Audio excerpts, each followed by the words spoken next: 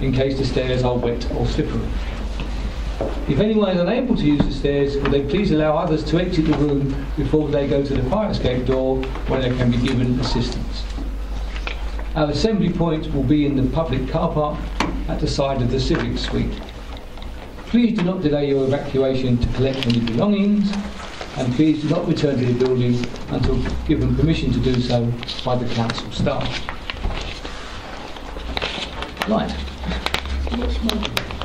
Apologies for absence. I've got 3 in front of me: Councillor Dray, Councillor Mason and Councillor Mrs Butcher. Are there any other apologies for absence? Right. Have we any non-members of the committee attending? Yes. You're most welcome. Thank you, sir. Gentlemen. Right. Minutes of the meeting held on the 14th of April 2005, which I understand have been circulated. Are there any issues with these minutes, please? No? Yeah, are you happy for me to sign them? Yeah. Yes. Even though I wasn't here. Yeah.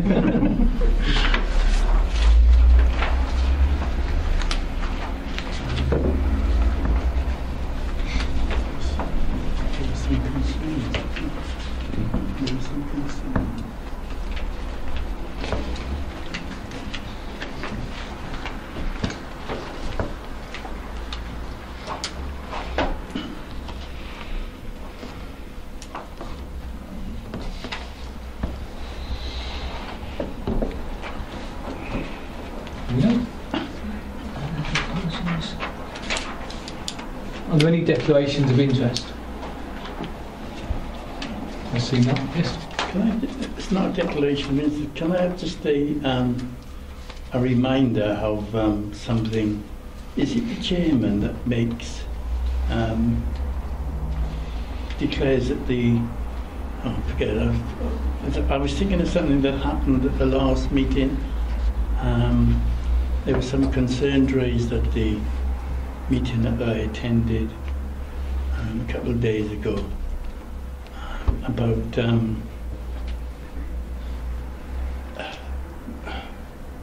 let me try and find it. I'll clarify it with you. It's well, I'm only the YTS chairman. You probably, from a more experienced person, can do that. Just need the right words. Is it the chairman that asks for members to attend a meeting of the executive, or can anybody propose that from the committee? There was a concern raised, I believe, and there was a clarification. There was concerns. This was raised at the training session, perhaps, Paul, where the chairman of the committee, View and Scrutiny Committee, can call in an issue, or 3 members of the committee can do it. So it's not strictly the chairman only? No, 3. I'm right. No, 3 members. To have a call now, according to the Constitution, it can be the chairman of the committee or 3 other members. Mm-hmm. Okay. Right, it says chairman's opening remarks. I've just had a few reflections since I was given this job. Firstly, I think what we are about is obviously representing the interests of the electorate of Rochford District, and to do that, in the immortal words of Mr. Gradgrind in Charles Dickens' Hard Times, we need facts, facts, facts. And in my experience, the best way of getting facts is to ask short, pithy, probing questions until we get information that we're looking for. I'm not a great one for long, winding questions that are designed to show how much the questioner knows rather than how much the people in front of them know. And also, again, in my experience, I think it's quite easy to avoid answering a long, winding question. So short, you could short, to the point, but probing questions, I think, should be the order of the day, which is about really all I've got to say. And we'll see how we get on. And my two friends here will no doubt give me an appraisal after the meeting and let me know how I've got on in my first meeting. I shall look forward to that. Right. Commercial use of car parks charging policy. I think, Michael, was it you called this in before? Sorry, Sharon, yeah, this was called in early May, I believe. Yeah. Right. Would it be helpful to colleagues if Mike explained why it was called in?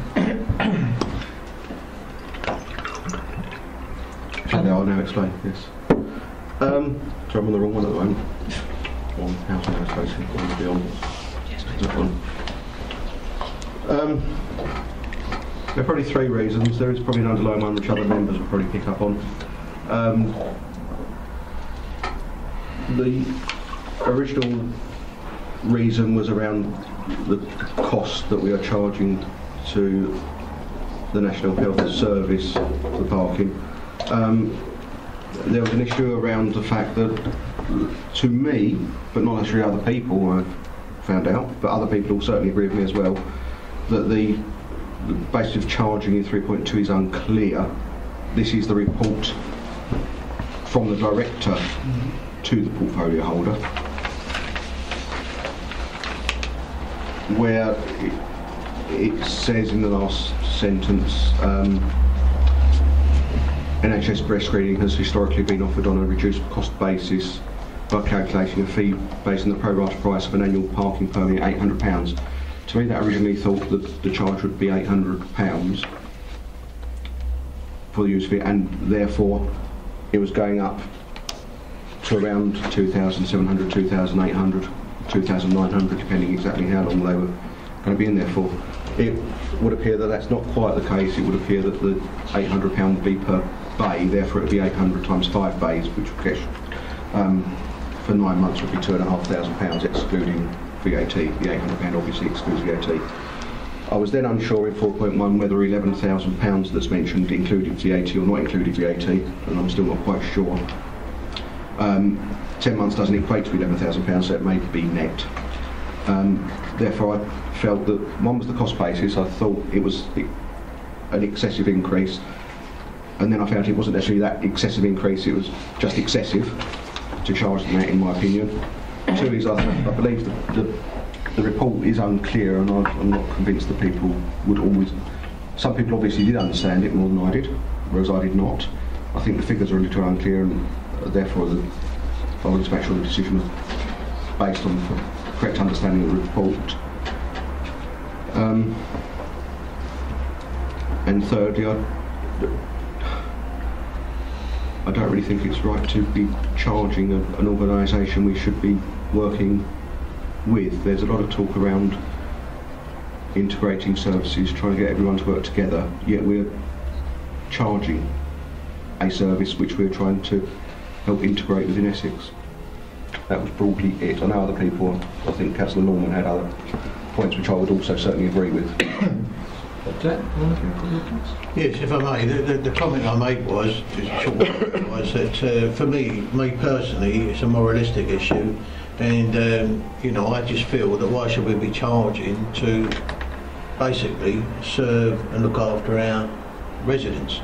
And I feel that why do we charge at all, really? I mean, if we're all trying to work together and we're trying to relieve all these different sufferings and illnesses, and it should be a joint effort. And the figure to me seems a bit sort of here or there, really. I mean, I just feel personally it's a moral issue, and should we be charging them at all? That's how I feel about it.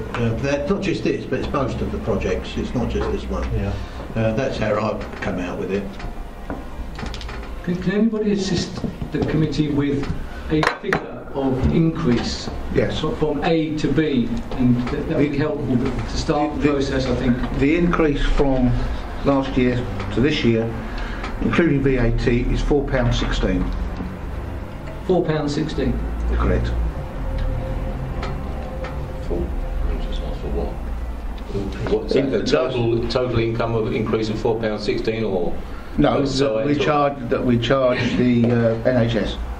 The difference between last year and this year will be an increase of £4.16 in total. in total Per year. per year. What? So between this year and last year, the increase will be £4.16. That's correct. Well, I've got figures that we didn't charge them anything at all last year. We haven't charged them since July 2013. Don't know where that's come from. I'm not aware that's the case. I was under the impression we had been charging under the system, as explained in the report. Clearly, there's a new suggested arrangement outlined in the table attached to the report, and the difference in the charge would be £4.16. If it was charged, there has been no charge. Chris? Yeah, the report has the heading commercial use of car parks. In what way is NHS breast screening a commercial use? I think that's a pithy enough question. Quite a good question. Do you want to? Well, it's not a charity, Chairman. It's not charity, you no. know, and I think that is the distinction. But is everything's not a charity a commercial use in life? Sorry, I couldn't hear what you Is said. everything? It's not a charity, but is everything else? That seems a very black and white view. Things are either commercial or charity. Everything's not a charity; it's commercial. I don't regard breast screening by the NHS as a commercial activity. Neither is it a charity either. It's not a charity set up. Do you, Mr. Portfolio Holder, regard NHS breast screening as a commercial activity? No, I don't consider it a commercial activity, but I neither accept it as a charity. Okay, thank you. Mike, did you have another question? This is one government department charging another. It's just money going round in a circle. It's utterly pointless, isn't it? Yes, I think you've also got to remember that we've also got to make sure that for our residents that we are gaining as much money we can to cover the costs of the car parks. That is one of our only sources of income. There are other things on our budget that are going to increase. For example, the refuge collection, there's going to be big increases on that. So we have got to keep an eye on our income. Yes, I appreciate it's coming from one government department to another, if you call the NHS a government department. Yes, I do. Mike, can you clarify? As far as I understand, we have a breast screening unit somewhere within the district virtually every day of the year. Is that correct? No, I don't think that's correct, no. I'm not aware that it's here nearly every day of the year. No. Well, There It are substantial chunks of time when it is round and about the district, I believe. But okay. I think it's the same unit that goes to Southend as far and as goes to Luriki, I believe, but I wouldn't So say that. what is the actual total revenue income that we have for this unit across the district for a year? Last year it was £2,133.34, including VAT. So we've gone up to So the increase to this year, £2,140 effectively. the increase this year is £2,137.50 to that figure, not the increase of £2,000. So that's a net loss effectively if we didn't charge. But then of course we've got to take off that a certain amount of additional revenue that is generated by ladies and their families and whatever coming to use the facility. That's one of the questions that I sort of anticipated, and officers very kindly gave me some answers this afternoon. Yes, there is a slight increase of the use of the car parks, as near as they can work out on those days, of around the 2% increase. But as it states here, however, the figures should be viewed with some caution, as there may other factors contribute in the increase: weather, school holidays, particular event in the area, roadworks, etc. So it's not. We can't definitely say that there is an increase when the breast unit is there. there are a lot of other factors that creep into it. So at the moment, if for example, the council decided that we wouldn't charge, we're looking at a loss of just over £2,000, not even £2,200. No, that's correct. The paper, almost as an afterthought, I thought at the end, mentioned reputational risk. How do you see that? Where does? And I know it's crept into some of the local media, but do you see it as a serious risk for the council? No, I personally don't. Is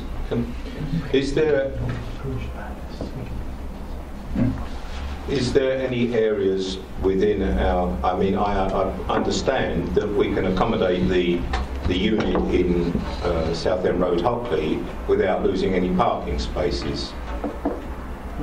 It doesn't specifically lose parking spaces, but it restricts access to some of the parking spaces. So no, it doesn't. They can still be used. They can be used, but with difficulty if the car park is full. So, apart from, are there any other areas within some of our other car parks that could be used? I know we're talking about a revenue loss, but that would not impinge on the parking facilities. Certainly in the Freight House, I don't believe that is the case. The Hockley car park in the Southend Road is the one you already mentioned, and I'm not sure exactly where it parks in the third car park. Well, it parks at the Mill Hall, I believe. Behind the Mill Hall. I'm not sure exactly where it parks within the car park, but I don't think there is any particular space you could park a 40-foot truck without making some sort of restriction. I'll float another idea then. If, for example, in Webster's Way, where we have a number of recycling units, and I don't know what our revenue income from those is, if they went, that would free up a position that would accommodate that unit, I would suggest. Yes, but as you rightly say, you've got the loss of income from the recycling, the credits to the recycling unit. Yeah, but we know that's something you'd have has to look reduced into substantially over the last few years, hasn't it? Some of those incomes. I couldn't answer that question. I don't know. Not my portfolio. Did you have a question? Well, in Hockley, the screening sits right at the back of the car park, so I believe it does. You do lose about 5 car parking spaces, and access to some of them, as you say, are very difficult, especially if there's a car park in there. You probably it's not enough circle to get in and out, but it's definitely parked at the very end of the car park. Just one particular point. One of the questions I asked that I sort of anticipated from you guys. Has the NHS ever raised any objection to paying for the car park? The answer I received is no, never. And it's been some 20 odd years since this was introduced. I think we understand that they have that within their budget to supply this facility across the district, and it's a part of their charge. And they expect to pay this fee. I don't think there's any argument about that. That's sort of the official quote that was in the Echo, I believe, effectively, that some charge, some councils charge, some don't, but they expect to pay this. On that note, that's kind of what I would like to see us doing as a council. Personally, I'm against the charging. I don't think it's right, and I would like to see us as a council championing that ethos amongst other councils across the country. The NHS must spend an awful lot of money. If they do this with every council, it must cost them a fortune. And I don't see why we can't be a council that leads the way in helping the NHS reduce some of their outgoings, which, quite frankly, if the NHS Breast Screening Unit, for example, wanted to come to Rayleigh and didn't want to pay the charges anymore, there are alternative venues. It's been, I think Margaret may agree, I've seen it before in the Travellers Joy pub, which is a private car park. It's been there before. I don't know. Can't say that I've seen it. No. I'm not aware that that's been the case, certainly in the last 20 years. Well-being, Jamie. Was it? I think it's a slightly different. Well, I mean, we're focusing on the NHS one, but in principle there are other ones. You know, there's 2 station car parks, which are neither of which are ever full. to capacity, they could go there. So the business could be taken elsewhere. Could we not be a council that looks at this? You know, the revenue we get from it isn't particularly large. It could have quite an effect, a negative effect on the reputation and people's views of us. Although, could we not use that? Could we not be a council that sets the precedence and I tries take to... on board your point, but of course also as well we've got to take into account, although it's only a small amount of revenue, that would be a loss of revenue to our ratepayers. Yep, and I completely accept that. I think, in my opinion, if people were given the choice, they would probably rather see increases elsewhere and for this to reduce or be scrapped. In honesty, I think people's moralistic view of that. Certainly, since this has been in the press, I've received no communication whatsoever, either one way or the other. Well, I mean, there are some because we have been given some views. But I've received nothing at all. That's fine. I think for me personally, I'd like to see it scrapped. I don't think the amounts we're talking about are significant enough, and I would like to see us encouraging other councils to do the same and actually be known or get a good name, turn the situation around and actually get I take you on board. Get a good name for encouraging other councils to do likewise. Jack? Thank you, Mr. Chairman. I've already expressed my view about the moralistic view I have, but I also balance that with a view that we have to be extremely careful generally, because if we start giving to one particular group, then we'll have other groups coming along wanting the same treatment. So we have to be very mindful of this, because we're not talking, we might be talking about this in principle, but we are talking about a bigger picture. And so what is running through my mind, and I do understand that, right? But so one of the things I was just sitting there thinking is, as an authority, as a district council, could we sort of reverse the situation by finding an area that's agreeable to us and see if the National Health or the National Health Service, Trust, whatever it is, want to rent that per annum and let them allocate it to their different groups who want to use that particular area. So we can negotiate a reasonable figure. So we actually control it. Instead of losing X amount a week here and X amount a week there and the uncertainties, we actually find somewhere that's suitable for everybody at a nominal ground rent and let the National Health Trust allocate accordingly. I take on board your idea. I'm not sure that we would have anywhere within the district that would be suitable for that, because you need, for example, where the car park, where they're positioned, take Freight House for example, it's easy access, easy parking, it's next to the railway station, on a bus route, etc, etc. So you need to take all of those things into account. Okay, the one in Hockley's not near to the railway station, and it's perhaps arguable the one in Rayleigh's not near to the railway station, but they're in the centre. Now to find another site big enough to put a 40-foot truck is going to be a bit of a tall order, I feel. But I'll take on board your point. If there is anywhere, I'll certainly look for it. I was just also thinking perhaps parishes have got some ideas, some of their assets they could help towards. Not just a district issue, it's the parishes as well. So other than sort of parks, you know, there's a car park in the front of Hockley Parish Council, but you wouldn't get a 40-foot truck in there. No. Chris? It's just I'd like to come back in more detail. It's a question. My family haven't used this particular service, not in this way. Is it a walk-in service? It's appointment, I believe. My wife has used it a couple of times, and I believe it's by. Okay, thank you.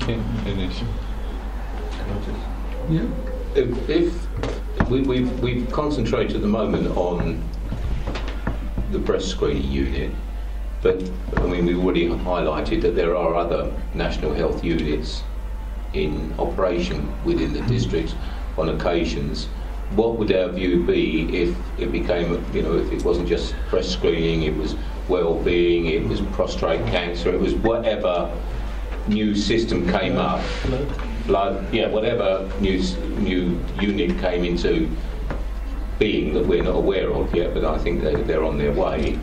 We would have, assuming we would have the same criteria for those as well. Yes, I'd look at each individual case on its own merits, obviously, but yes, I think... But the basis would be pretty would be the same. Yeah.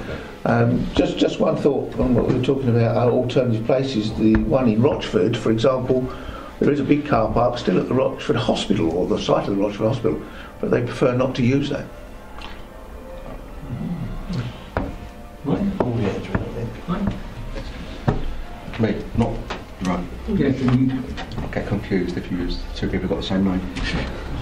I'm going to start off with a report I received today via Mr. Scrutton, because I asked for the breakdown of charges over the last 2 years.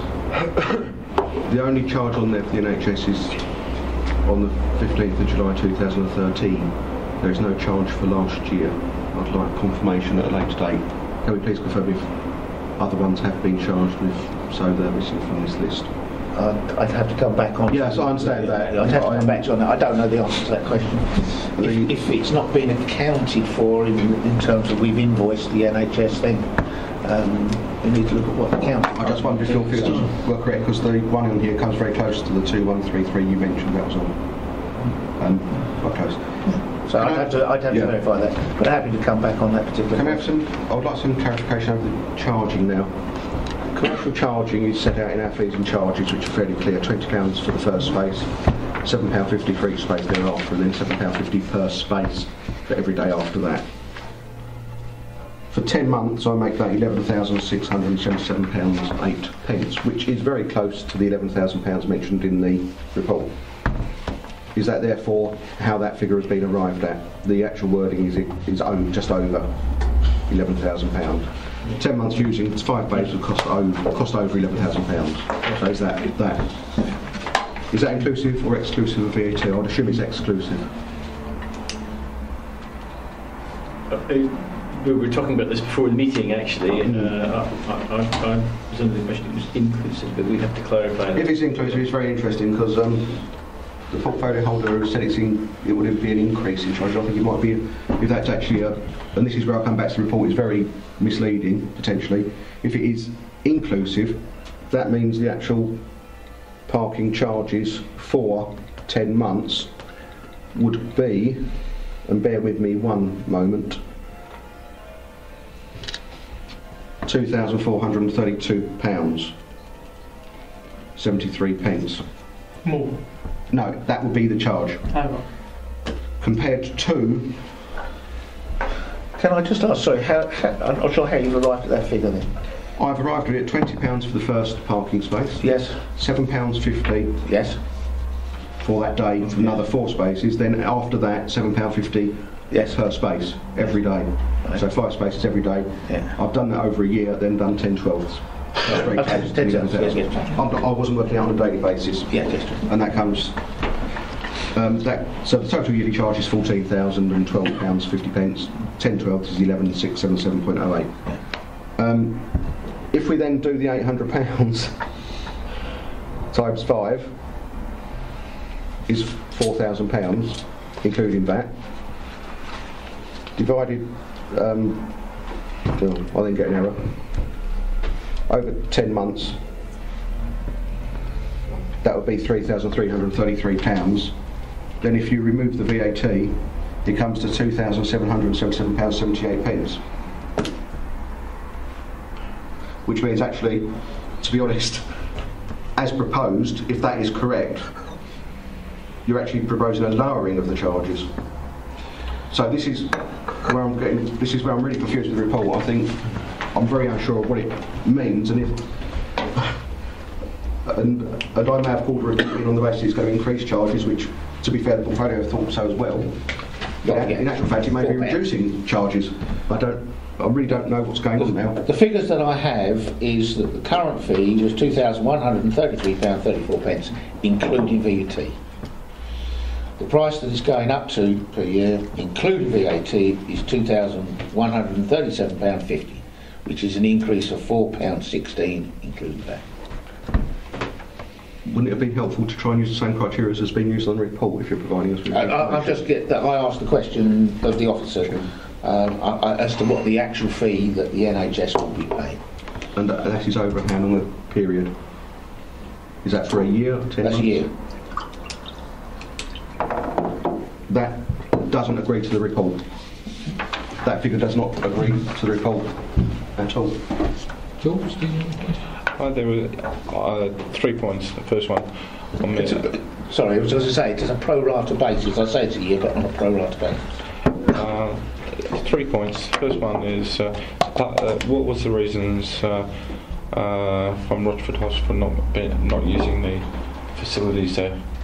I've no reason to know why they have. I've not asked them the question, but they don't use it.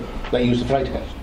So I'd ask the question: why do they use the freight house and not the? Well, Chairman, I think it's probably because it's a different part of the NHS, and I think we've had this discussions with them before, and they feel that it's important that their facility is kept secure. So I don't believe that their preference is for their facility to be open to these sorts of other uses. But it's a different part of the National Health Service. Yes. Have we been? Has that been confirmed in writing from the hospital? I've not asked you the question, no. Pardon? Different trusts. Different trusts. The other the National Health Service. Yeah, fine. The other point I was going to is I know that there's a restriction in the car park at Back Lane. There's a facility outside the GP area for the which could actually be used. I think the problem with that is that although there's the GP area there and it would restrict access to that, yes, there's also a couple of businesses that back onto that have access.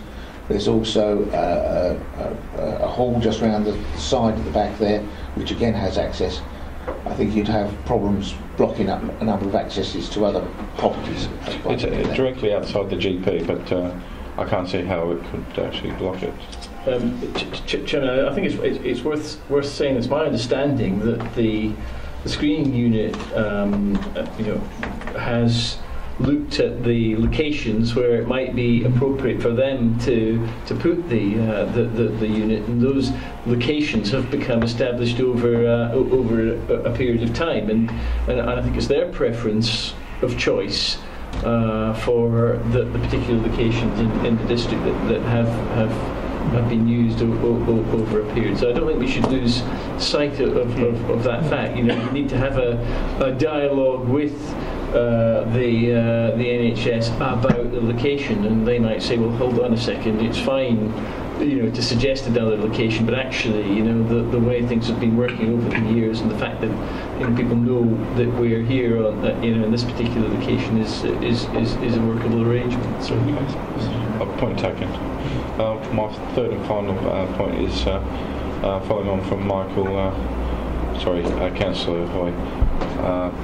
I would like the report amended to so it clarifies the funding or the amounts which are being presented, so it's clear. Because I personally found it quite, when I was trying to do the calculate, I found it quite taken back how you come to those figures. I think if we clarify the figures which are in the document, so everyone's aware of where the costs, how the costs were arrived, I think that will help very much. Okay. I was just saying an alternative site in Hockley might be the community centre.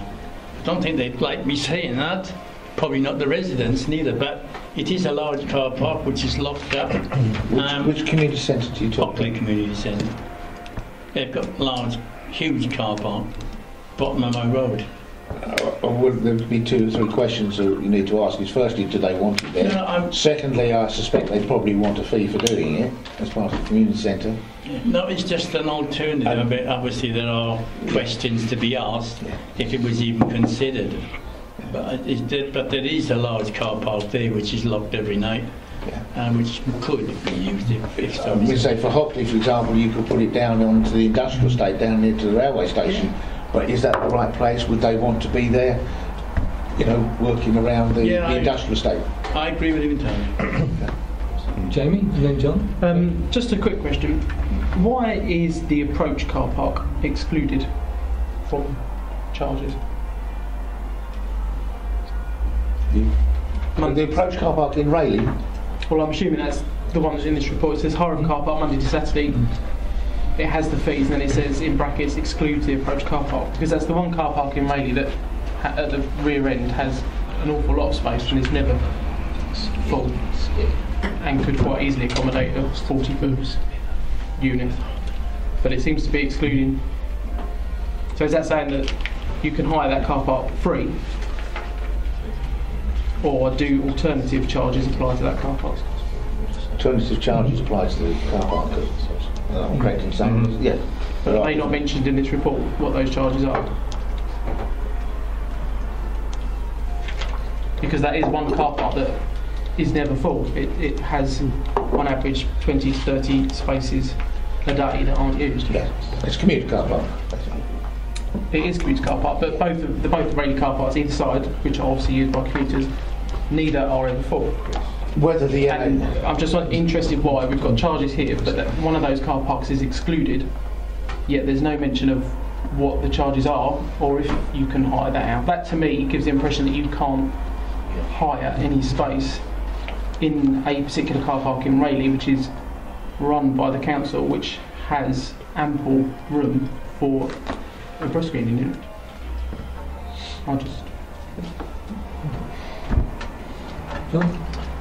Just following on from what Sean said, I think these locations are established and also they're visible as well. I think probably they want to encourage people to use the units in the future. So if it was in a more remote location, there's a possibility people wouldn't see the unit. And I agree with Sean completely. I think you know these NHS, the NHS or the units, they do need some input into that. I personally don't think a main station car park is particularly remote.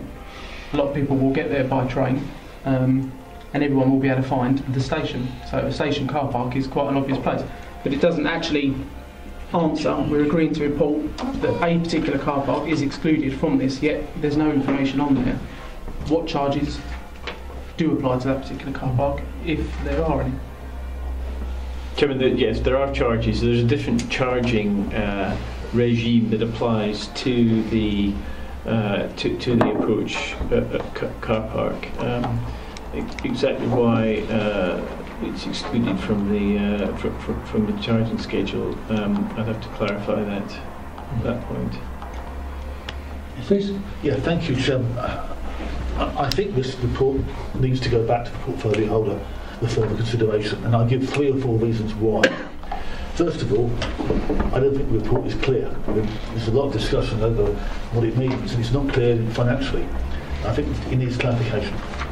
Secondly, the report is about commercial charging, and I think everybody's happy with the commercial charging aspect of our councillor here, basically talking about the approach. But the commercial aspect is okay. It's the charity aspect and it's the NHS aspect, which I think should be dealt with in a separate report. I mean, in passing, it says that the portfolio holder has got can waive charges for charity. So if, say, the PDSA wanted to have a screening unit for pets, you could, in theory, give them a 100% reduction. Or Eton College, which belongs to a charity, you could give a 100% reduction if you so wished. But you can't do that for the NHS. So I think there should be a separate report for the NHS and for charities. I think the third reason is that the review committee, I think, is querying the necessity for charging at all. And fourthly, if we look at our illustrious corporate plan, I don't think it's in relation, it ties up with some of our values in there. Committed to the community and delivering in unity. I think it's delivering in unity. It doesn't say anything about delivering in unity if we get a couple of thousand a year. So I think if you're trying to match, if you're trying to take the moral viewpoint and attach it to a council policy, I think our corporate strategy, our corporate plan talks about committing to the community and delivering in unity and creating a better future together. And I think for that reason we can justify waiving the charge completely. So those are my 3 or 4 reasons, Chairman. not a question. I was going to. What I'm saying. Sorry, I can't hear you, Mum. What I want to say is, you can't just stick one of these anywhere. You've got to think it's not just young people who use these facilities. It's older people. I know a lady of over 80 who was found she had breast cancer. And I would say she wouldn't want to walk very far. She wouldn't be able to walk very far. So you've got to have it somewhere where everyone can actually get to. I take your point. You know, if for example we offer them the approach car park in Rayleigh, yeah, it's not far from a bus service, but for somebody like that, it would mean walking a reasonable distance. I don't think the breast unit would be particularly keen on using that particularly.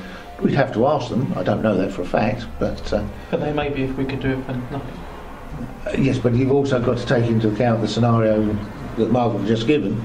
With regards to that, you know, they will take that into account. Well, I'll take one more question from Jack, and then we'll bring this to a conclusion. Thank you, Mr. Chairman. Finally get the last word. Thank you, Mr. Chairman. It's not so much a question, it's a point of view, if I may, but I'd like to play devil's advocate in all of this, if I may, and listen, and I'm sitting here listening, very interested. I support Councillor Black in suggesting what he did, and I support everybody else in what they've said, and I've said my views, but at the end of the day, it's their choice, and they come to us of where they park, and we can put all of our opinions, and really we should really define this down to cost. You know, I support everything, but I really think it's about, they come to you, they should be experienced, and they should negotiate with you where they want to place these things. I don't think the council should start dictating to the health service where we're going to start planting these services. I just wanted to sort of play devil's advocate in that one. And we put up all these suggestions, but they should have the better knowledge than us by knowing the clientele. That's all I really wanted to put in there. If they came to us and said, look, we would prefer to use X car park and that, yes, we would certainly consider it. We'd look at it and take on board their but it's their choice at the end of the day. But it would be their choice. Okay. Thanks everybody for their contributions and questions. I think you get the feeling some further clarification might be needed, and I'll ask Paul to get in touch with you about that in due course, if that's what members wish. No, you don't. You have to come to a resolution whether you're going to refer it back or let it go. Do we do it now with Mike here? Yeah. So you have to make that. You have two choices. One, you can let the decision stand, or two, you can recommend that Mike reconsiders the decision and stating the reasons why. That's your two choices for tonight. Anybody got any views? Yes, I'll kick off then. I would propose that this, we could do with a better clarification of the report, as both Mike and others have highlighted. But I think ultimately, we'd all like you to reconsider the whole scenario of whether we, as Jamie put it, should be looking to be proactive in assisting. We appreciate that it's going to cost us £2,200, but perhaps the executive could reconsider or review the situation, that we would be proactive, that we would actually be going out and giving a service to, I'm guessing, potentially over 40,000 ladies within the district, and that may be the way ahead, and that if it's going to cost us £2,400 and possibly less than that because we're going to have the additional income from it, that may be the way we would like you to proceed. I don't know if other people agree with that proposal. I'll second that. Any dissenters?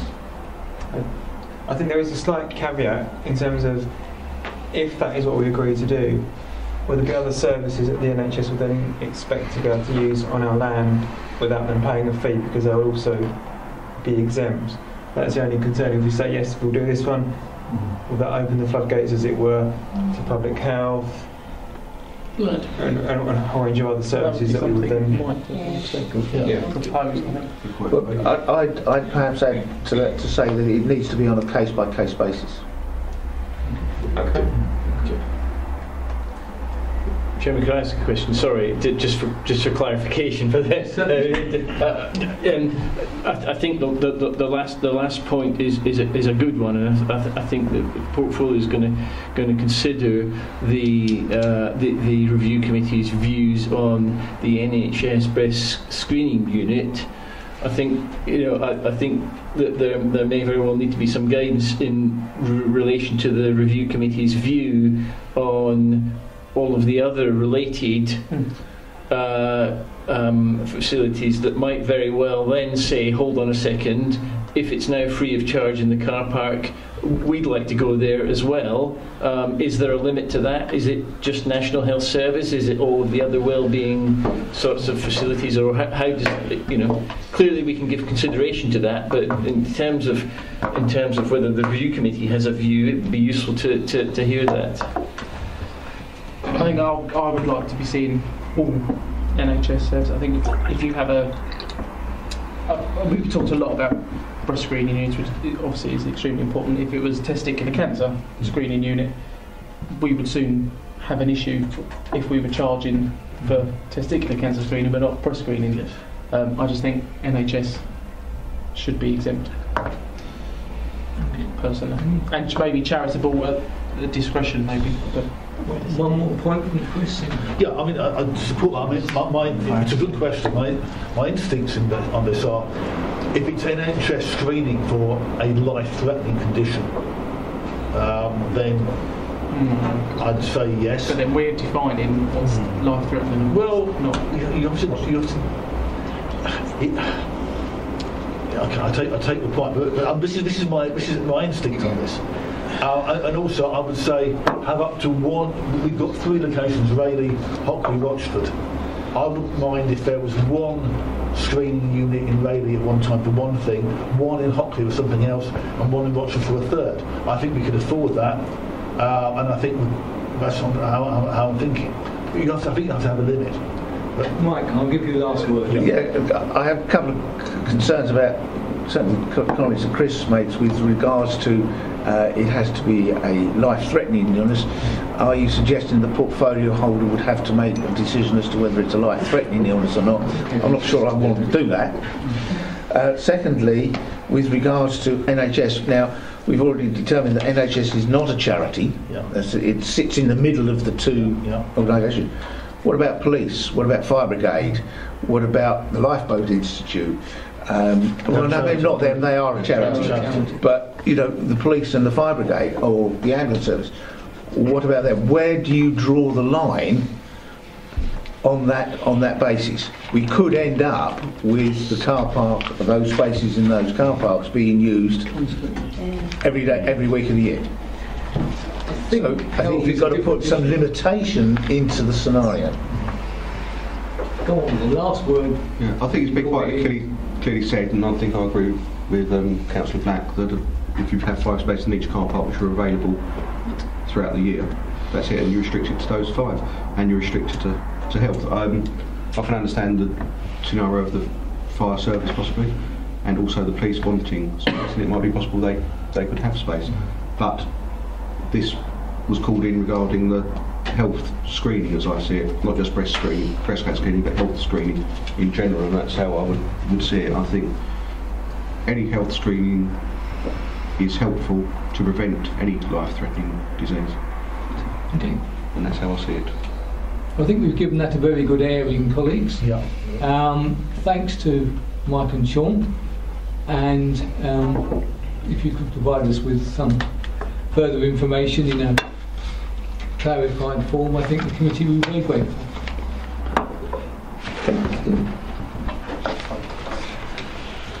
It's sent back, yes? You can.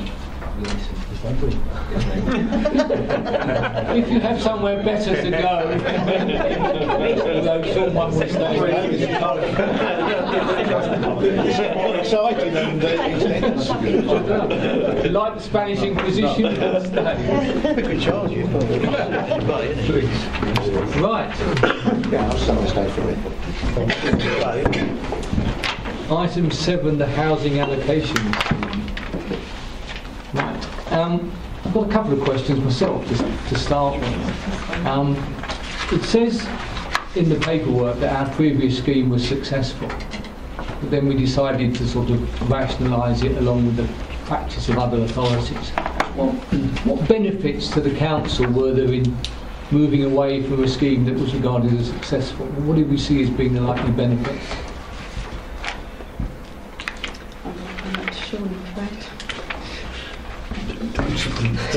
Looks like it just as well. I didn't leave. I mean, I think the key point is that it's appropriate, regardless of whether a scheme is successful or not, to review on a regular basis. And I think that's what the purpose of this report is. Have a look at whether or not there is a justification for adjustments in the allocation scheme, and notwithstanding the comment about a success or otherwise, I think the view was reached that there was some justification in reaching a conclusion that there be an adjustment to the scheme. So that's what was brought forward through the report.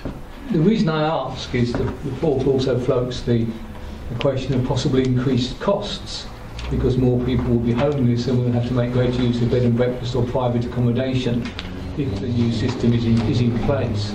So I was trying in my head to do a simple cost-benefit analysis, particularly at a time when the council is well aware that money is tight and we're going down a policy of additional costs. I was just wondering how tangible the benefits were to offset that. I mean, I think the point is that the current arrangement in terms of residency qualification is a little bit complicated, and the proposal was, I think, to simplify that. It's not unduly different, but it's a simpler arrangement, and as it also says in the report, it's seeking to take that issue into account of potential additional costs and reach a balance about whether the adjustment is acceptable or not. I think there's no doubt that the evidence seems to suggest that some of the periods that have been adopted by certain councils have had unseen consequences, and I think Basil's been mentioned, and they have I think 7-year qualification, and that has had implications for homelessness and B&B. So it's a careful balance that we thought needed to be struck, and the proposal is I think just simplifying the arrangement.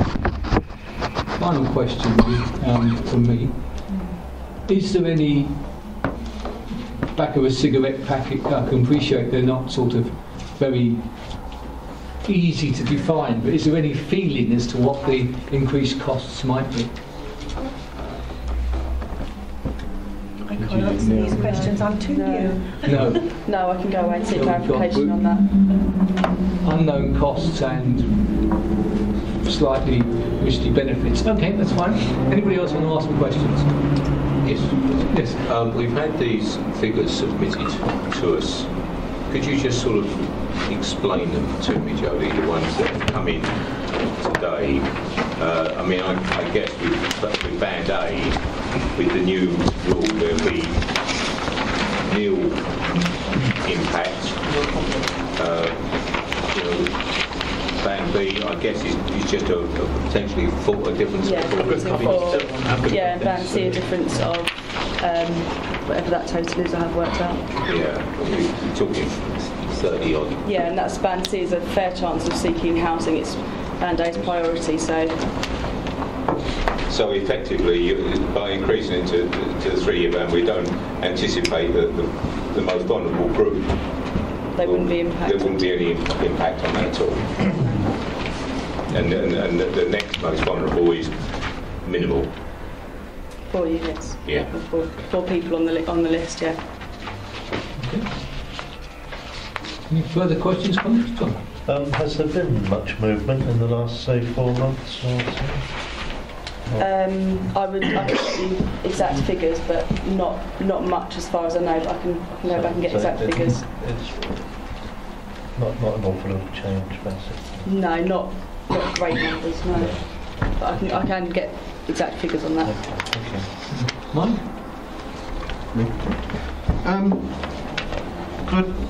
There's a couple of questions and a few other things possibly which may leave or take it out.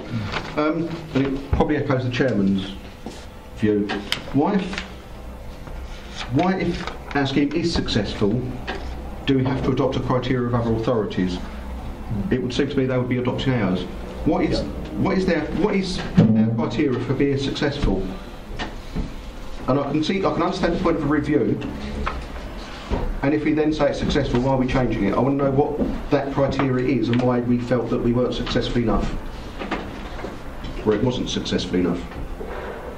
What was the failing in that scheme as it was? Chairman, I think I answered that question a few moments ago. Certainly said it was worth reviewing, but I don't think. Well, as a result of that review, I think the conclusion was that there was some justification in simplifying the arrangement. So that's what's been put forward. So, in what way is this simpler? Well, why does it make it simpler then? If that's the issue. It's a simple one-off criteria rather than a sort of banded approach to the assessment. Chris? Yeah. What in particular is the rationale behind removing the alternative qualification, having lived in the district for 3 years in the past 5? What was the rationale behind removing that, other than simplification? I think that was the. Okay. Yeah. I can see a scenario. Somebody's living here, living with their parents. They're homeless. They're out of work. They get an offer of a job somewhere. It's a bit iffy. Might not work out. They try it for a month or two, and the job doesn't follow through. They're unemployed again. Want to move back home to their parents, whatever. They're still without a place of their own. But because they've been away for a couple of months, they suddenly lose their place. I could see a case for tightening up on that rule if it was 4.5 years in the last 5, yes, but rather than 3. But I wondered if it discourages people from taking risks, maybe, and trying to improve themselves. That's all. Okay. Well, my point was the same. Very similar point actually in terms of that particular people group. Is that aiming at a specific target group? It's quite a strange qualification having lived in the district for 3 years, and to lose that, would that affect one particular group or not? And that was my question as well. Mike, you want to come back? Yeah, sorry, I did have some more questions. I'll let that go because it's similar things to what I was asking. I've got a problem with the having paid employment of not less than 16 hours. I think most people, if you look around, will find that lots of contracts do start at less than 16 hours nowadays, and if you are certainly younger, you have to earn the right to have more hours guaranteed. Shall we say, I am aware of people who start work on 12-hour guaranteed contracts, so they therefore would not qualify under the... Or if you're on a 0 hours contract. Or 0 hours even, yes. Yeah. And that's a big problem where they may well be working more than that hours, but they won't be able to prove they do, necessarily.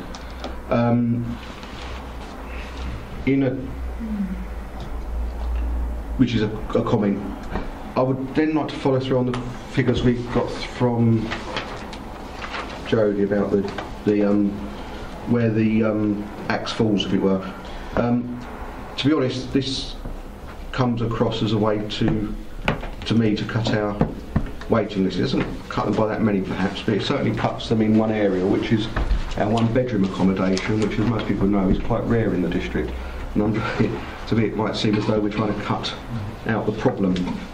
People who want one bedroom, although in Band C, most out of the one-bed properties, Band C, which are, it's not A, it's not B, but you're still on the waiting list, and you could well probably in the next few years get a property if there was a one-bedroom property around.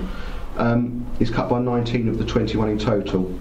2-bedroom properties, 8 out of the 10 are cut in that one. And then of the 3 under the 4-bedroom and the sheltered, and I would suggest sheltered might all be vulnerable people, they're all cut in Band C. I would suggest, although Band A you might regard as more vulnerable, they're certainly the ones most in housing need. I think perhaps you might find that Band C can involve people who have some vulnerability as well. They haven't got a family, they're on their own. They need a one-bedroom accommodation. I do have a problem with that. And the other problem is we are moving further and further away from the criteria for the housing associations. If you go to Rochford Housing Association, you'll find that their criteria for properties is anyone, anywhere can have a property on their, if they're on their list, they can get a property anywhere they want. So they can get a Rochford property. So while we're restricting people with a residency, perhaps in Rochford who may have 3 out of 5 years, Rochford Housing could move someone in from Scotland tomorrow into a property on the basis of their 25% filling of the housing association properties. I'll read it there. Yeah, I appreciate, as Sean has highlighted, the need for a periodic review. If we hadn't done this review and in line, or basically got in line with a number of adjacent districts, would there have been some bigger impact on us? I mean, would we then become, should we say, a soft touch for potential homeless people using the opportunity to move into Rochford because we've got a softer criteria than somewhere else? Is this all part of it, and that we should take this into account, or is it, no impact at all? I'm concerned that we've reviewed this, we've come up with an idea, but if we don't do this, then we will suddenly be swamped by people drifting in from Southend or Basildon or wherever, trying to get on the list and take our, or impinge on the people that have waited religiously for X number of years to get their place on our list. I think there's some inevitability that that people are, in around South Essex, if I can put it that way, will look at the qualifying criteria and make decisions based on what they see. I think there's probably some evidence of that. So to a degree, the review has highlighted a potential for actually safeguarding the residents that have been in this area and waiting on a list for a period of time, that we're just making ourselves no more of a honeypot than any other area. There's no advantage to come here. We've already got our set list, we already know who's on it, and nobody's going to come in and jump over the top of them, so to speak. Well, I guess, Chairman, one of the keys is to try and ensure that people who are local people and sort of committed to Rochford have the opportunity to get accommodation in the district. Any further questions or points? Could I just come back on the simplification point? I haven't been convinced that this scheme is simpler. I think in some respects it may be more complex, certainly in the local context of working, where how do you decide, whereas before it's paid employment confirmed or a confirmation of paid employment in the area. That seems very simple to me. Now it's going to be having paid employment of not less than 16 hours a week for at least the past 12 months. That does it mean average of 12 hours? How's that demonstrated? It seems more complex to me, that one. So I'm really not convinced of the simplification of it. Thank you. Anybody else?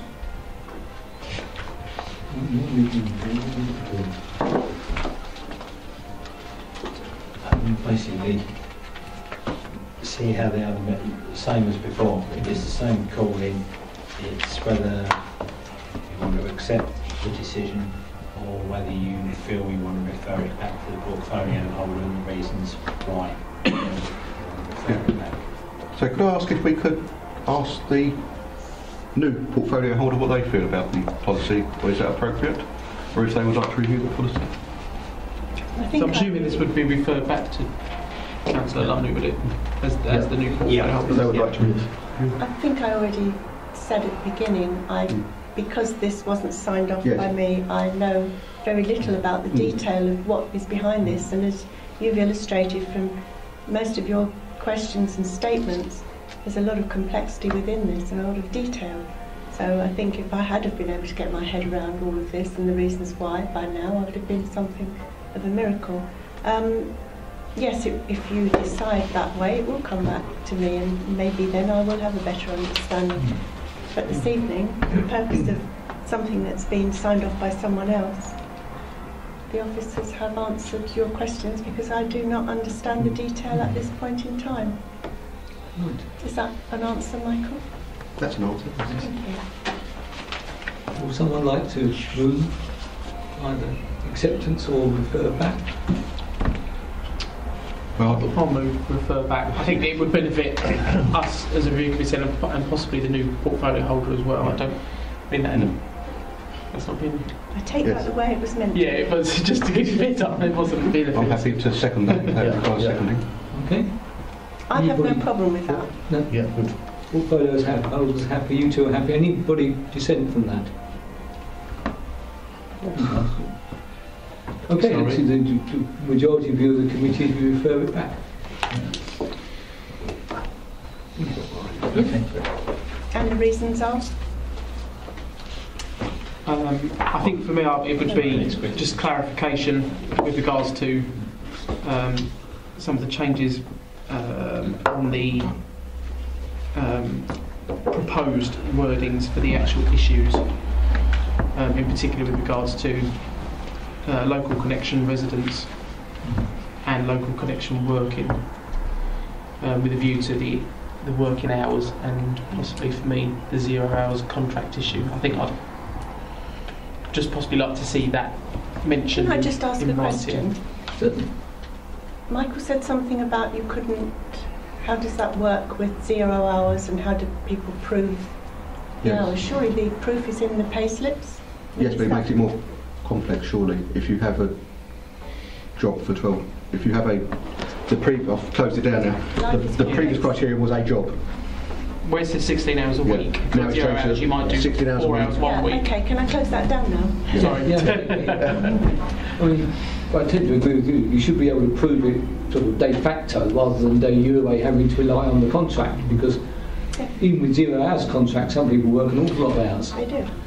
I don't know whether you want to... Yeah, I mean, I think one of the points about this particular issue is that, you know, people have made approaches and said, yeah, we've got confirmed employment, yeah, and they've got a piece of paper that says confirmed employment, right. You know, and the reality is it's anything but confirmed employment, yes. You know, so that there's a fundamental difference between, you know, that process and, as has just been said, you know, the ability to pull forward, you know, pay slips that provide detailed evidence of actual looking back over so the 12-month period, it's easier to look back retrospectively than take a punt as to whether the job's going to materialise or not. Okay. Are there any more reasons? Whether or not it was simpler or not, I think, is... Yes. But that goes into partly what Councillor Burton was saying. I'm sorry, could I just ask a question, Chairman? Sorry to interrupt. I think the portfolio does need a bit more clarification as to exactly what you would like looked at, because I have to say, if I left here now, I wouldn't really be clear. Yeah, I mean, really, I think it's just with regards to whether or not the change from being resident in the area for 2 years to 3 years is making it simpler. Yeah, it's simplifying. As well as the hours. Is that making it... The criteria we've been told by the officer is that it was a successful scheme, we've made it simpler. It's been made simpler because of those two changes in particular. So are those two changes making it simpler or not? Is that... I think that's very clear. I just think, but more, there are people on 0 hours contracts possibly are going to be ones that are slightly more vulnerable. I don't know if that's the right word, because of the nature. And I would just like to say, if somebody was on 0 hours contract and they couldn't prove that they had worked 16 hours a week every week, which is what happens under 0 hours contract, that they wouldn't be completely disregarded. maybe there could be an average calculation if you're on 0 hours contract as to how many hours per month or restricted hours, because often you have a 12-hour contract. But if you work for Next, say, or something, I don't have an issue with you would be but you will be working 20 hours at some periods and 12 at others. So it's unclear whether it is you have to work at least 16 hours a week every week. So it's that weekly. Yeah, that's it. Maybe. And okay. So are you going to then, when we come back next time, ask a load more questions that you haven't given reasons for now and wanting clarification on? I don't think that's how it works. He's not a media chair. You can only call it in one time. You can't call it in a second time. I think Michael will confirm that in the past. The next time the decision is made, it's not subject to calling because of that. Could I just clarify also that if we don't go down this road, that potentially we could become more vulnerable for other people moving potentially into the district and creating a bigger problem than we currently have. That's how I understand it, yeah. Could I just say if that is the reason, can we be told that's the reason? Yes. Because we were told it's a simplification. Yeah. Sean, June, have you enough to go on? Thank you. Chairman, can I just very briefly, I agree that under risk implication there should have been something there implying that we are vulnerable if we don't change the policy. That should have been in there. Secondly, Chairman, you kicked off this item by talking about the financial implications for homelessness. Are you satisfied now about that issue? I'm satisfied to the extent that it's going to be a finger in the air, whatever anybody does. I mean, you could, in theory, I suppose, calculate the 42 difference between the two sets of, say, what would that cost us? Or what would that have cost us over the past 3-year period? But obviously looking into the future is none of us possess a crystal ball. But I mean, there must have been some thought at some stage given to what the cost might be, given that we ain't got a lot of cash, folks, as far as I can see.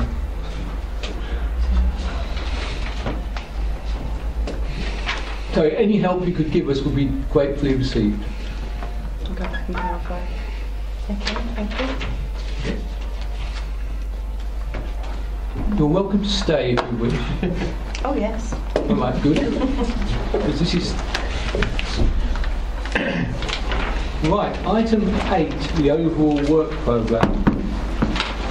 I've been informed that there should have been a couple of additions to this list. One, we have to have 3 Treasury management reviews a year. And the second, we have to have 2 reviews a year of the Community Safety Partnership. Can I thank you? Yeah, and one with what is Ripper? Regulation of Investigatory Powers Act 2000. My only comment on this is that obviously as we've got review bodies and we've got project groups, and I think it would be very helpful if everybody was available to be on one or other of these, because we've got a shopping list here. I'm told in a way that I can't quite envisage that we've got to prioritise this. Prioritising things by committee is like starting with a horse and ending up with a camel, in my experience, because everybody may have their pet number one. So I'm looking to my more experienced colleagues to perhaps guide me on this, because I'm not sure how we're going to do it. Can I chop in straight away? Absolutely. And try and help, hopefully. Community Safety Partnership, they're done by the committee, and we only had one last year, but at the training session afterwards, it was agreed by members that it would have been better to have had 2. So basically, they come to committee twice a year, and I would suggest possibly September and February might be the sort of times for those 2 to give us a starting thing. So I'll just programme them in to the agenda. With regard to RIPA, because of the changes of the reorganisation, the policy has to be amended with regard to positions. Plus, there is also, we had a inspection a short while ago, and the inspector recommended a couple of changes to our policy. So that has to come through and be approved by members. So it's looking like that might be available around October time. And that again would be just a committee report. So I would suggest I just program that into October. Yeah. Now, Treasury Management, there are 3 reports, one in July, one in November time, and one in January. Last year, there was a special task and finish group agreed that met for the 3 times to consider the reports and then make recommendations to council. Now I know at the training session most members said they thought that worked well, it seemed to work well from an officer point of view, and if members were so decided to do that, then that could happen again this time. But you would need to get some volunteers for the task and finish group. I think Councillor Dray volunteered for that, didn't he? Yep. He said we were available. So then it's just, last time there was 4 members, so you probably need another 3 members for that. It's Treasury Management.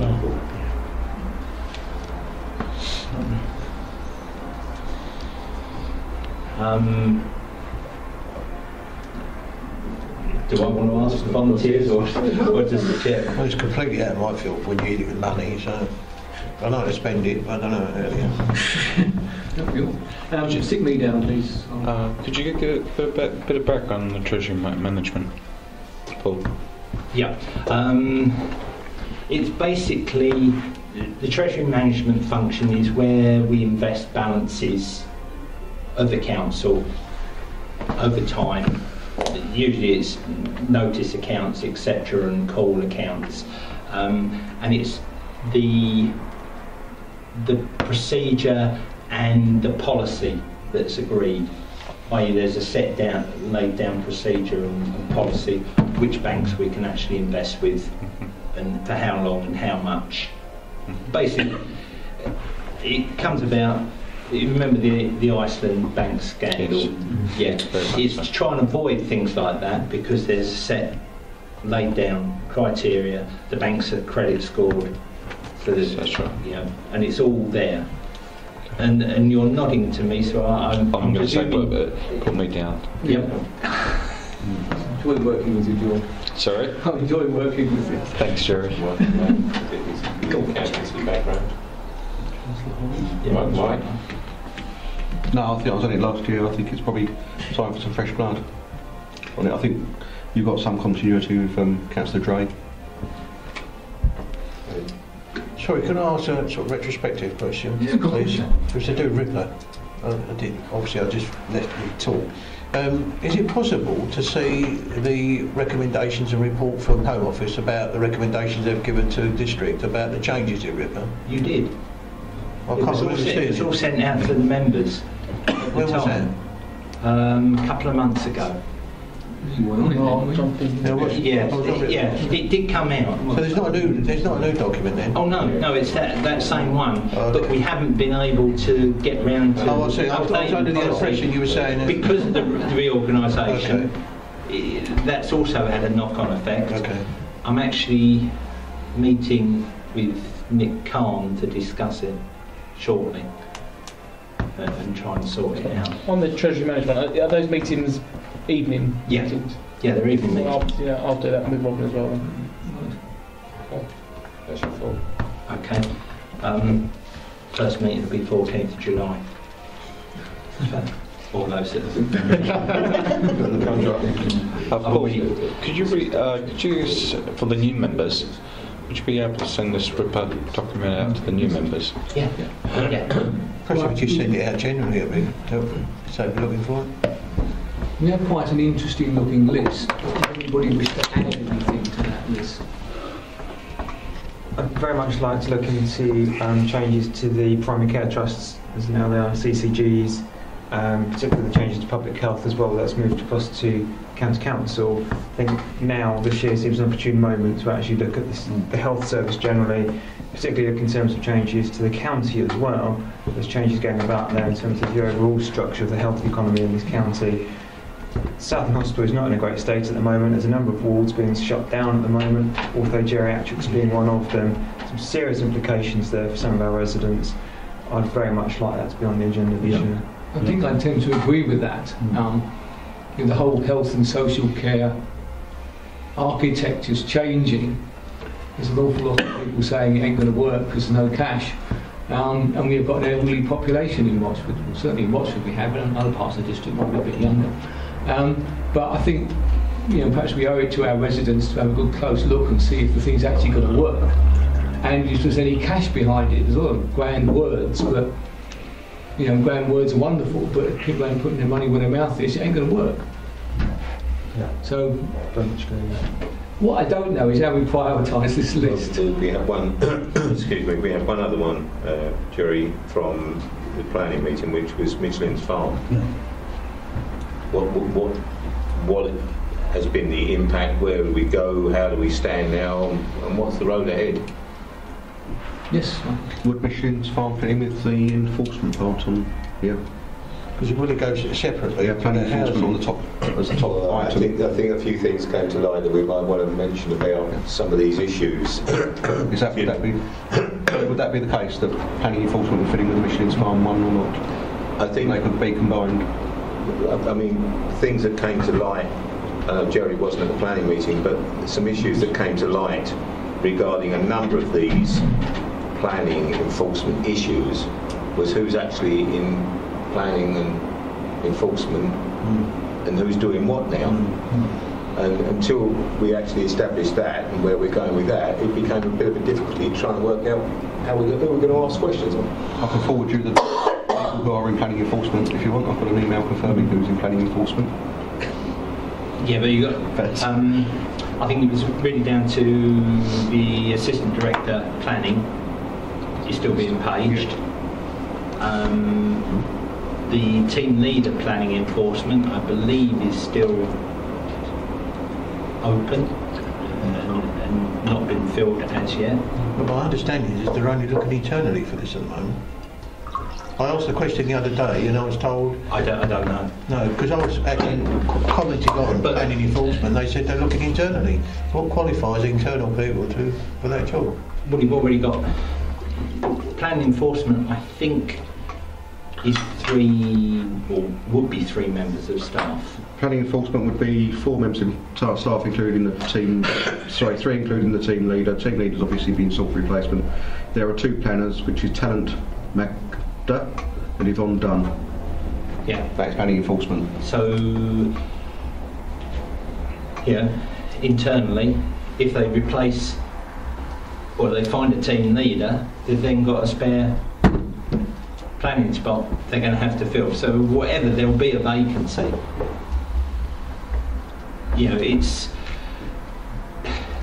It might be you want to wait on some of the planning ones, because you've got building control, you've got the planning protocols and planning conditions and scheme of delegation, until such time as that's all been finalised, and deal with it, say, September time.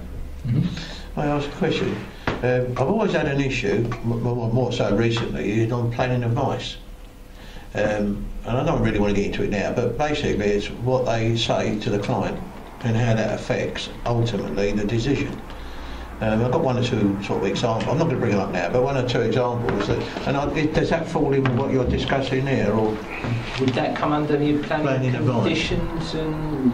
Because it seems to be preempting our decisions. Possible.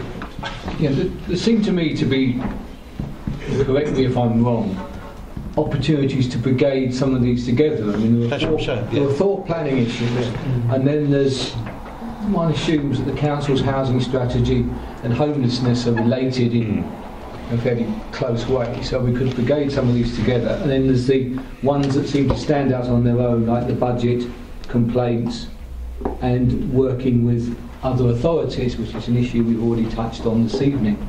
I'm looking for advice. Do we need to set up the project groups tonight, or...? No, you can wait and decide. I mean, the budget process and consultation, if you go down a project group route on that one, you might not make this year's budget process. Just pointing out, the first away day is scheduled for the 3rd of October, and I can see it's going to be a difficult thing to actually get enough meetings and a report, which would probably come in September time, and get it all through to affect this year's budget process. There is training on the budget on the 24th of June, and if members have got concerns, that might be the time to point out while they're still trying to sort out the process, rather than sort of wait and get caught out later on. Because if the committee doesn't come up with a recommendation soon enough, it won't affect this year's budget process. I'm just pointing that part out. June? Am I allowed to contribute? Of course, while I'm in the chair, yes. Thank you. It's just that in relation to homelessness and council's housing strategy, we're actually doing a review of housing services and meet with the team tomorrow. I don't know, at the moment I'm not sure whether it's a P&C or... But anyway, that's the situation. So until I meet with them tomorrow, there's some outside people involved. I'm not sure the scope of that. So you may want to take that into consideration. But I also had a question about whatever happened to the review of housing for older people that we started back in 2012 or 13 and was never completed because the county older people's strategy was put on hold, I believe. Yeah, and I think it just they couldn't find a demand within the district itself. We could never actually prove that there was a need by the numbers. We didn't finish the review. No, it just sat there, and I think in the end it was just agreed to just shelve it at that point. But it could. I was just obviously new members of the committee now. I don't think there's anyone here now, apart from Malcolm, who's not part of the committee, that was involved at that time. Well, I don't know. I think all I actually wanted to do was actually raise another subject. So I don't know now the right time. I've actually got two, but I'm going to nail it down to one, I think. So I didn't know. Put it on the table. For me, it was just young people, and in particular school leavers, or actually just before school leavers, and just are the council doing enough working with our district schools to keep those between the ages of 16 and 18 within the district, because I think there's a lack of facilities for youngsters of that age. I think we're, by default, our schools aren't providing enough for them, and there aren't enough facilities, so they're leaving the district to go off. And that was getting me thinking when we were talking about the housing, that actually lots of our youngsters are having to go out of the district for their education and not coming back. But also, are the council doing enough to encourage kind of apprenticeship schemes? Isn't that a county responsibility? Yeah. I think we're finding it very difficult to actually create apprenticeship schemes ourselves. Not so much create them, but how are we promoting them as a district council? Are we promoting them to the businesses that are within our district? It's not a county function, but Braintree actually did a study on it a couple of years ago and got an award and I'm trying to think what the acronym is for young people not in employment or education. Need. They did a study on it for the Braintree area. I think, all I would be looking to get, all I would be looking to get was just almost a reassurance really that the district council are aware of a situation that is happening all around the country. Are we really doing enough? Are we satisfied that as a council we're doing enough to kind of encourage that? I mean, literally, it's just a thought.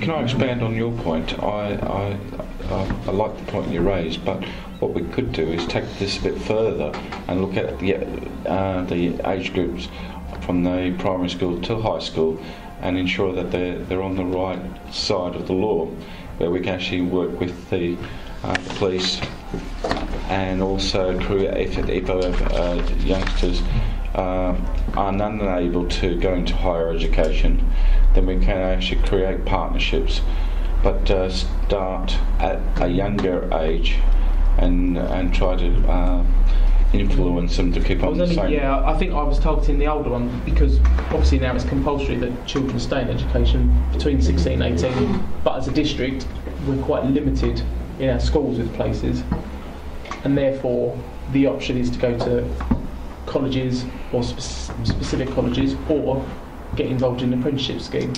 So a lot of our youngsters in the district are leaving the district, going to schools that have got sixth form places, colleges in Southend, Basildon, London. They're leaving the district, and I think once they've left, it's sometimes, they establish themselves in other places. With regards to the apprenticeships, I just think the district council maybe have some influence still on trying to promote a healthy apprenticeship. Thank you. Sorry, Chris was first. Thank you. I'd be interested to hear June's view on this, but I've kind of feeling that we're splitting ourselves too thin already. We've had health raised as a really big issue, and I think it is a really big issue, and it's something that the council doesn't spend that much time on in the past. And I would like to see that happen. I can understand Jamie's point, although as somebody who went to CEDIC, I didn't leave the district. Although maybe I very nearly did as it happened, but I'm still here. That ball and chain question. Yes, that's right. But I just wondering, we could spend. I'm not quite certain what we would achieve. I'll be interested to hear June's view on what's the end point. I think for me, what's the end point on what you're saying? What the end point on health? Michelin's Farm, which is more an internal issue, I think is something we need.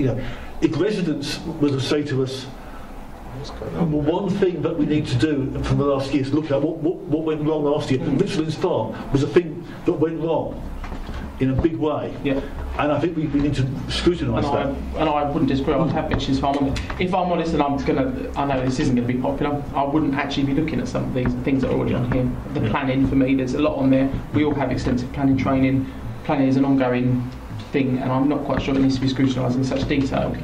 For me, I would be looking to think, if you are 16, 17, 18 and live within our district, and college, there's no school places for you, there's no college places for you in this district, and they approach the council, how would the council deal with that? Would we have a policy in place that said, well, actually, we've got certain companies we work with to promote their apprenticeship schemes, we could possibly try and marry the two together. Are we confident in ourselves? If a youngster came to us and wanted to stay within the district, either in higher education or apprenticeship, how would the council deal with that? And have we got anything in place already? Okay. So, could I just... Mike? I don't know. Sorry, I don't know how to pronounce your surname. I'm really sorry. You can call me George. I'll call you George. Is that easier? Jamie, what about the business summons? Because we hold the business summons and we know the businesses in the area. Do we need to enhance that a bit more to encourage apprenticeships within those businesses? Well, I think the subject of apprenticeships is a kind of natural subject to bring up with local businesses. We do have quite a good relationship with businesses. There's been lots of schemes and incentives over the years that the council's been involved with, Shop at My Local and things, so we do have a relationship with them. And that's not something you could just keep bringing up and refreshing just for the sake of it. Perhaps if we look at a review and maybe create a policy, because I don't know if we have one, it would be something that would just get things going again. So I was just because I thought it was a direct answer to that. 2 points. One is I understand the point and I think it's very valid. However, we are encroaching on county ground and we're not going to have to get county people involved. We do have Councillor Lumley who will be sitting on the youth strategy group. Yes. Anyway, and which feeds directly into that, and the Source Partnership, which feeds directly into that. There are also county councillors around which also feed into that, and there are some county councillors on the scrutiny panels at county. I think perhaps George's point about the earlier age group is very valid, because county is certainly pre-13-year-olds certainly fall in a empty area. There's nothing to take care of them. That could be a very valid point. And I think it then comes back to Councillor Pack, where it's a massive subject. Health is a massive subject, and I think from my experience of last year, it could spread us very thin indeed, and we wouldn't actually come up with much that would then follow through from it. We might come to an answer, but I think there's very little that would be done beyond what would be done anyway through the youth strategy group in other areas. And it's possible for any member here to feed via Councillor Lumley or county councillors into the youth strategy group.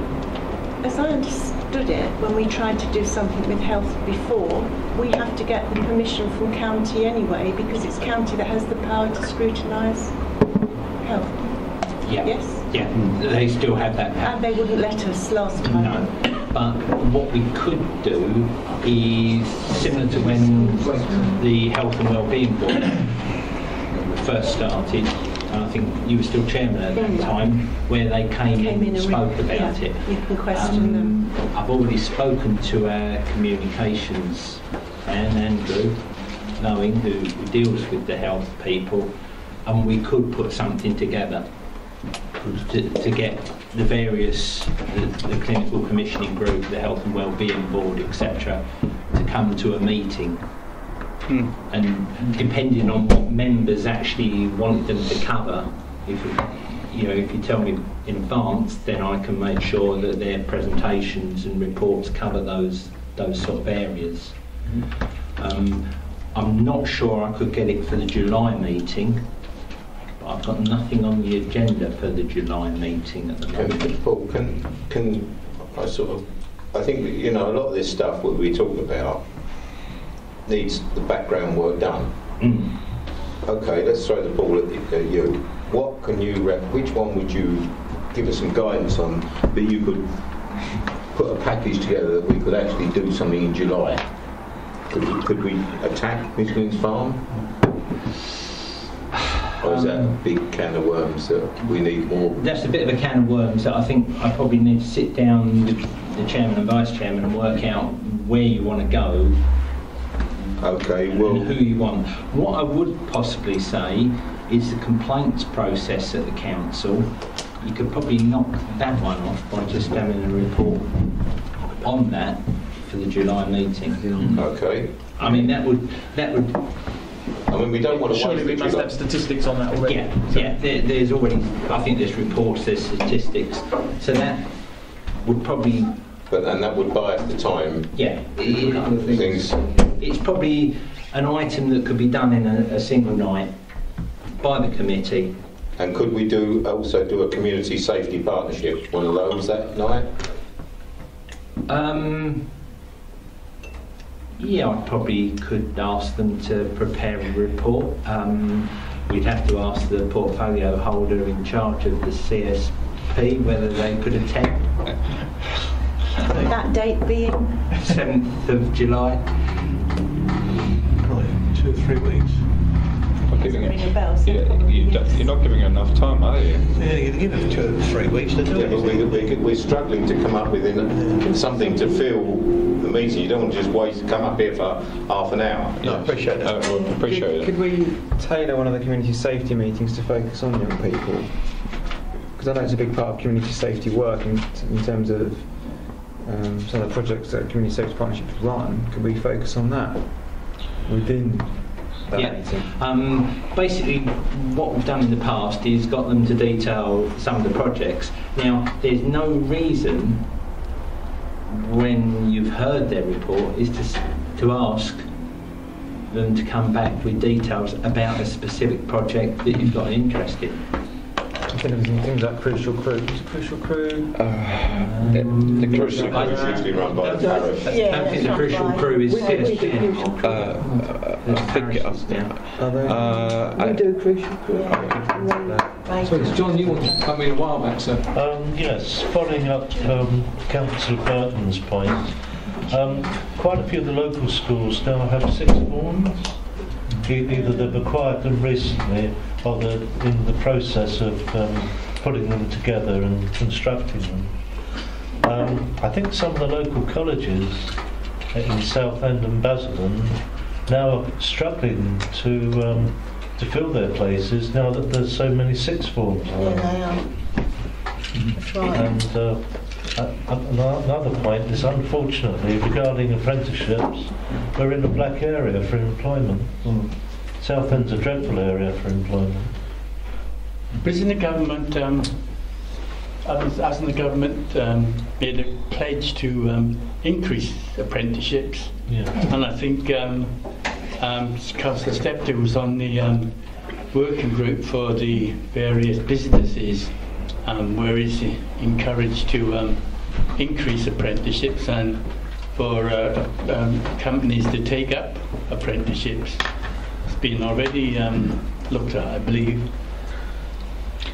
Who's looking at? How many of our companies in the district are offering apprenticeships? It's not me. Well, you need to ask Mr. Steptoe, who's in charge of that. Could I just say that on that basis, perhaps what Councillor Burton might be looking at is if business development is working as it should within the council. Okay. I don't know. Right.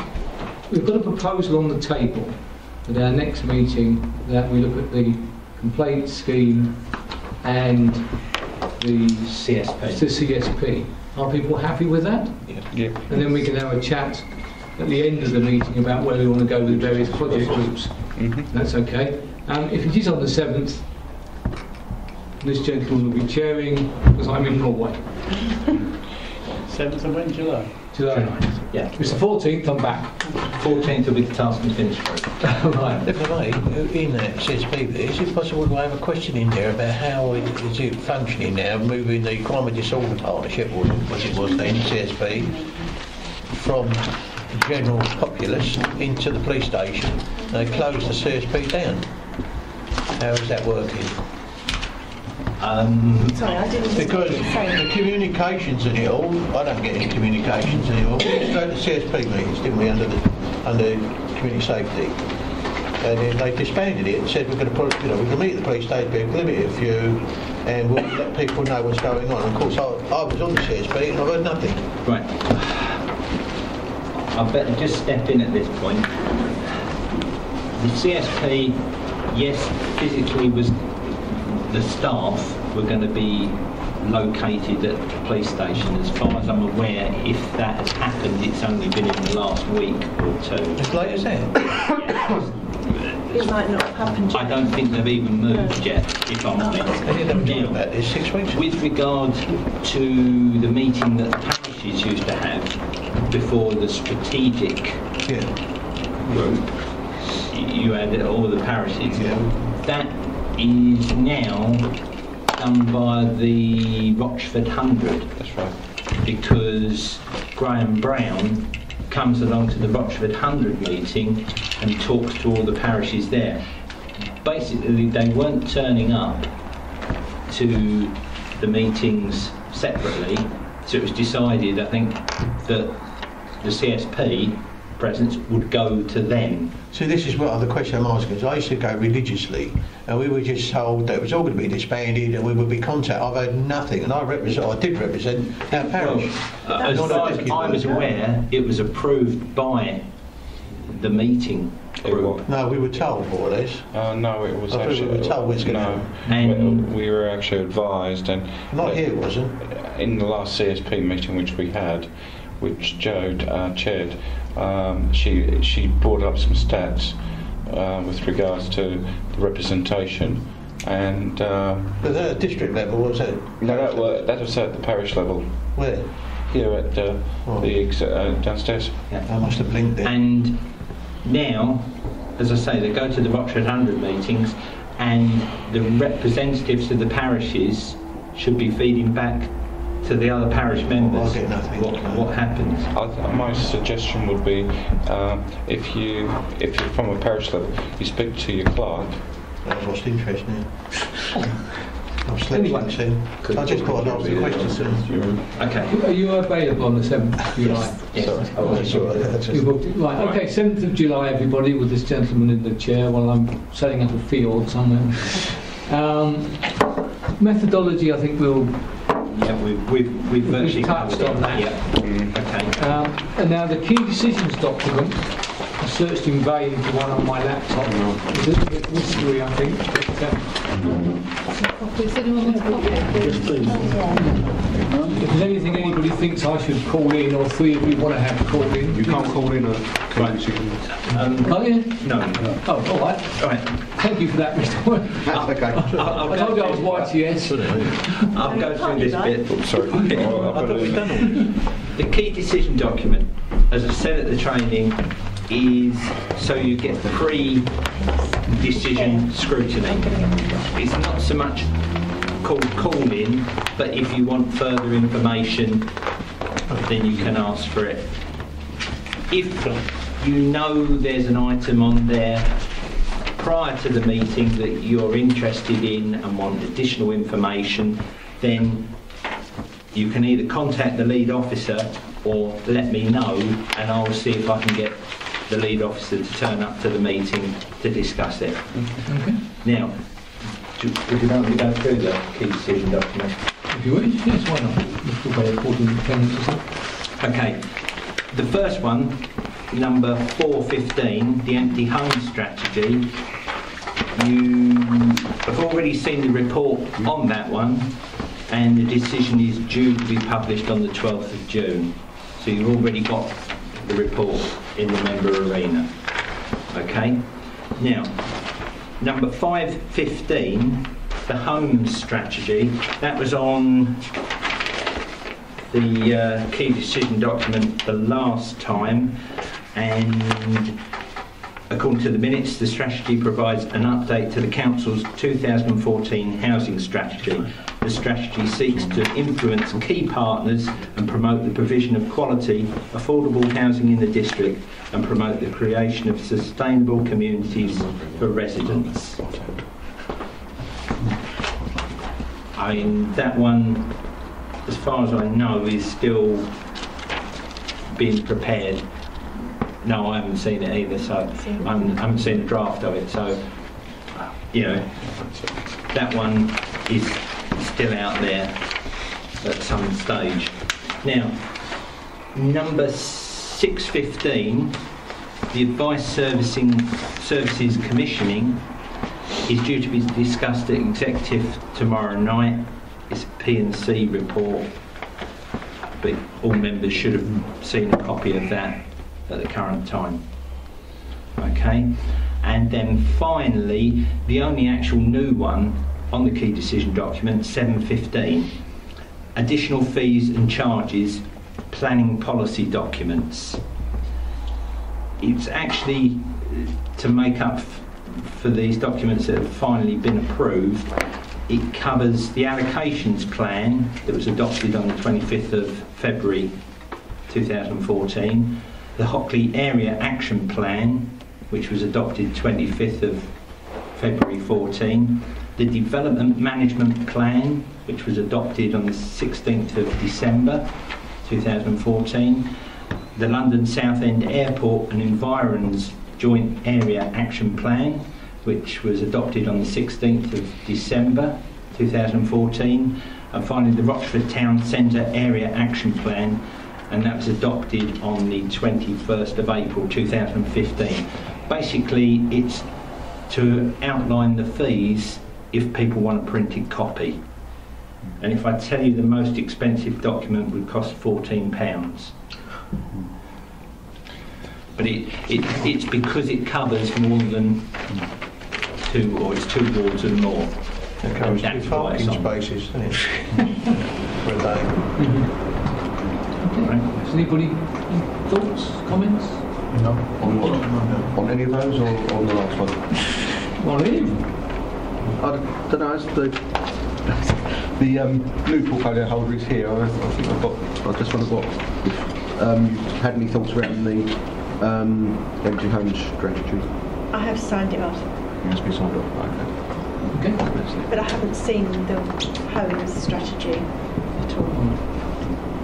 Any other points before I close the meeting? Okay. Thank you all for coming. I think we've got off to a good start. Yes, I think we seem to be able to work. Yes. We seem to be able to work together collegiately, and I wish you all a safe journey home. And see you all again soon. Thank you. Yeah. I'll email you. That's what makes it annoying.